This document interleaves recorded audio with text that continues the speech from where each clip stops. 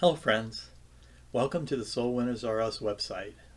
Remember again what Jesus said in Matthew 4:19, "Follow me and I will make you fishers of men."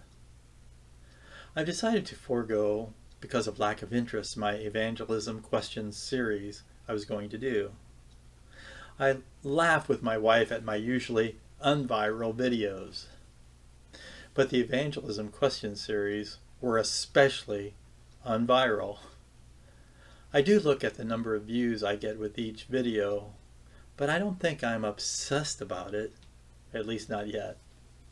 I'm only joking. I realize that videos about soul winning isn't on the radar of most people as must-see TV. I'm going to aim my focus again on power for evangelism. Today's title is Holy Spirit Power Like a Powerful Muscle Car. During research for my recent website posts, I found out that the word power is mentioned 385 times in the Bible and 121 times in the New Testament alone. I'm astonished that not more attention is given to the topic of Holy Spirit power for evangelism. There's been over my 44 years of Christianity a lot of talk about the power of prayer, the power of happiness, and even the power to get wealth. There are many books about the Holy Spirit, but I have never seen a focused sermon book or video about Holy Spirit power for evangelism. I'm not saying that they don't exist. I'm just saying that in my over 40 years of Christianity, I haven't seen any. I looked today, and John Wimber in the mid-1980s wrote a book entitled Power Evangelism. It was about the signs and wonders that accompanied the apostles in the book of Acts, and how we can today engage the Holy Spirit to gain that same power accompanied by signs and wonders that will lead to evangelizing others. I don't want to minimize signs and wonders that will likely accompany the power of the Holy Spirit. But I first want to focus on some of the basics, and the first one is to understand and embrace that the power is real. I want to focus more on why Jesus and his apostles so many times used the term power associated with the Holy Spirit, and why they repeatedly stress so many times in their speech and writings the power that lives inside each believer. Also, the fact that we rarely talk about that power, rarely feel that power, and rarely acknowledge that the power of the Holy Spirit in our lives even exists.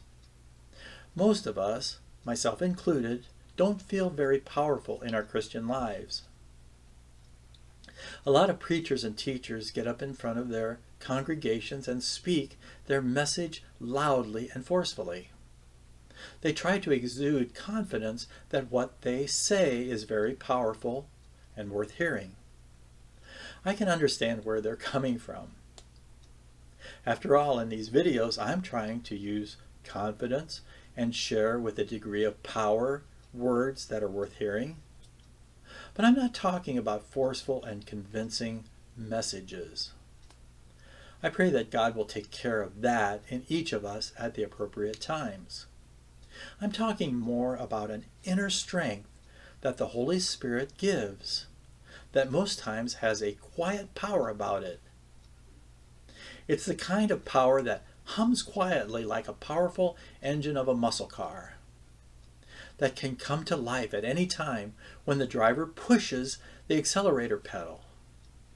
It allows the driver to get to the destination with a slow, steady pace, or a powerful, fast pace, depending on the need at the time. I'm asserting that you and I, as Christians, are just like that powerful muscle car. Our engine was overhauled by God when we came to Christ. Before Christ, we were like a 1970 Ford Mustang with a V6 engine. I'm using that example because a 1970 candy apple red Mustang was my dream car that I desperately wanted at the age of 18.